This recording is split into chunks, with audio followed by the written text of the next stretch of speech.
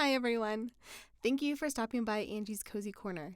If you are watching us on YouTube, this is my studio, minus one wall here, because I had to add an extra light so you could kind of see me.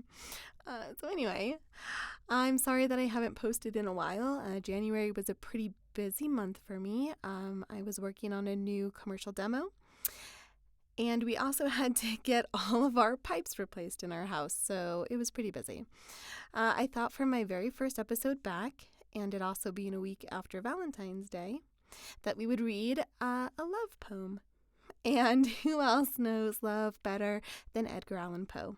So we're going to read the poem For Annie, and after I'll go over some stanzas and show you why I think this is not only a love poem, but a poem about an affair. Scandalous. So, grab your favorite, I think I'm so funny. Grab your favorite snack, drink, and get cozy. For Annie, by Edgar Allan Poe. Thank heaven, the crisis, the danger is past, and the lingering illness is over at last. And the fever called living is conquered at last. Sadly, I know I am shorn of my strength, and no muscle I move as I lie at full length. But no matter, I feel I am better at length. And I rest so composedly now in my bed that any beholder might fancy me dead, might start at beholding me, thinking me dead. The moaning and groaning and sighing and sobbing are quieted now, with that horrible throbbing at heart. Ah, that horrible, horrible throbbing. The sickness, the nausea, the pitiless pain have ceased with the fever that maddened my brain, with the fever called living that burned in my brain. And oh, of all tortures, that torture the worst has abated, the terrible torture of thirst. For the Naphthaline river of passion accursed, I have drank of a water that quenches all thirst, of a water that flows with a lullaby sound, from a spring but a very few feet underground, from a cavern not very far down underground. And let it never be foolishly said that my room it is gloomy and narrow my bed, for a man never slept in a different bed. And to sleep, you must slumber in just such a bed.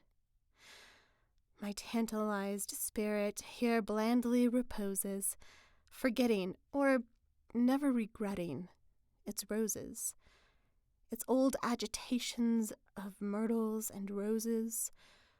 For now, while so quietly lying, it fancies a holier odor about it, of pansies, a rosemary odor commingled with pansies, with rue and the beautiful Puritan pansies. And so it lies happily, bathing in many a dream of the truth and the beauty of Annie.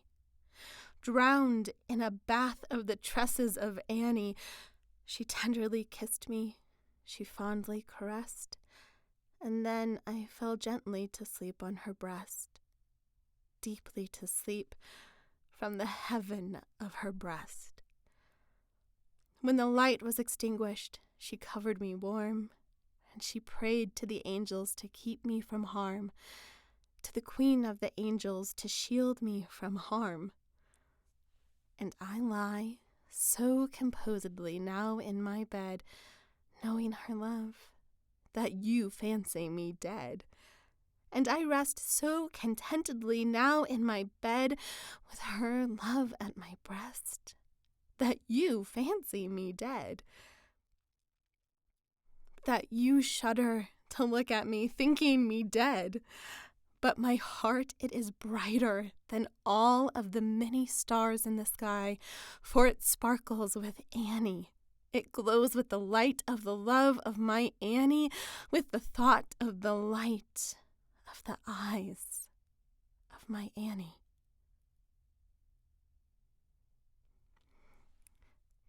So, whew, Mr. Poe has me blushing. I don't know about you. He is so naughty. So here's why I think the poem is about an affair. In order to kind of get into it, though, I need to backtrack a little bit and go over what we know historically about Annie. So Annie's real name was Nancy Richmond, and Poe was the only person to call her Annie. And Annie was married at the time this poem was written, which was written in March of 1849, about 7 months before Poe died. Annie's husband died in 1873, and after her husband's death, she changed her name to Annie.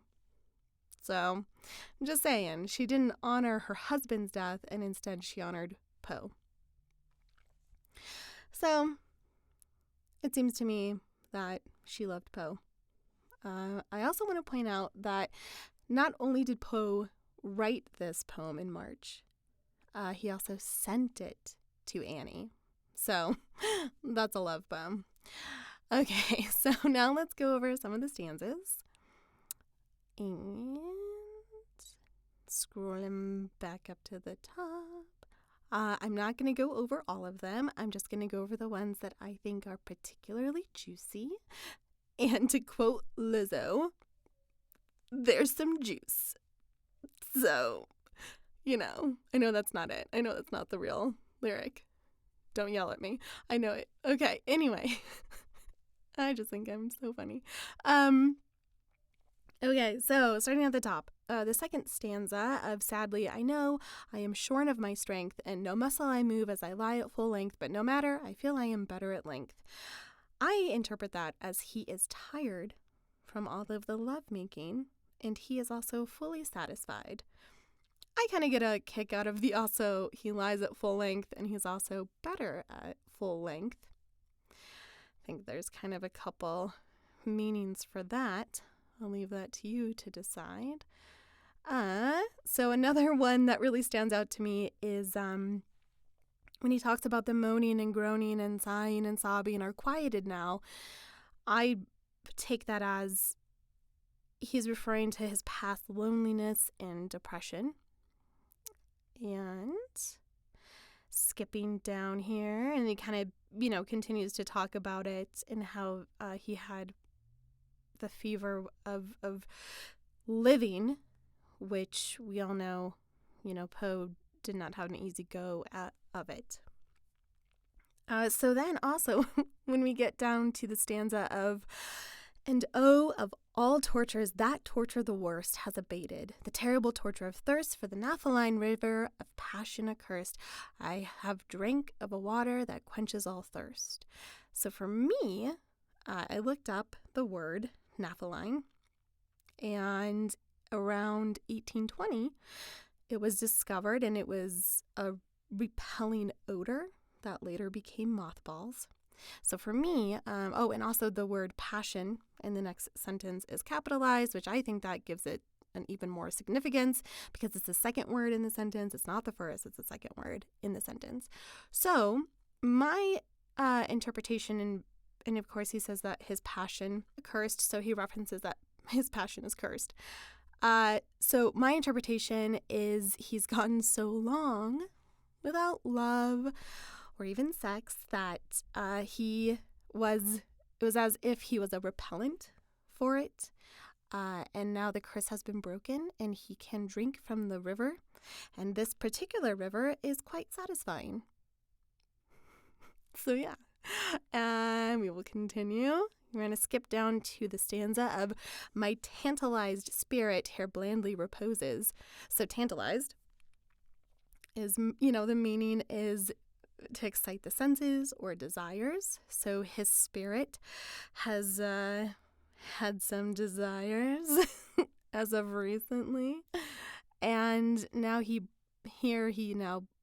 blandly reposes. So I feel like that's, again, just imagery of him lying in bed, very tired.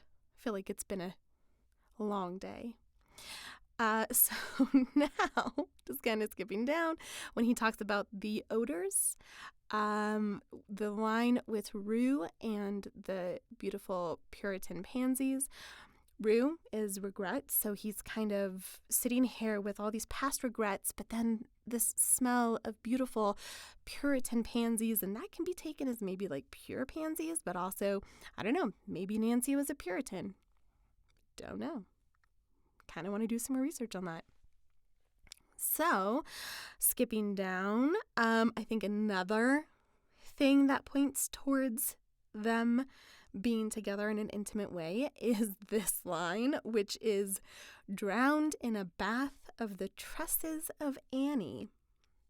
So, tresses is hair, and if you're drowned in someone's hair, kind of referring back up to the top where he's at full length, I'm gonna let you decide maybe where she was and maybe he was when all of her hair was surrounding him, drowning him. So, And then, of course, the next stanza, she tenderly kissed me. I think that references lots of things. And then this stanza, when the light was extinguished, she covered me warm, and she prayed to the angels to keep me from harm. That one for me, I feel like this is one of the strongest pieces of evidence that points towards an affair. And the reasoning is because the light extinguished. So she was there during the day, and then she was reluctant to leave him at night. And I'm sorry to say, but her husband was probably working during the day, so I think she spent the whole day with Poe in his bed, where he is now writing this from. Very satisfied. So, yeah, so then, he ends the poem with the intimate information about Annie. So there you have it. My interpretation of the poem for Annie. If you would like to let me know your interpretation, please, again, if you're on YouTube, leave a comment. Or you can visit my website, angiemorency.com. That's AngieMorency.com. And you can go ahead and contact me there. If you are enjoying Angie's Cozy Corner, please like, share, subscribe, all that great stuff. So, thanks for listening, and I'll talk to you again real soon.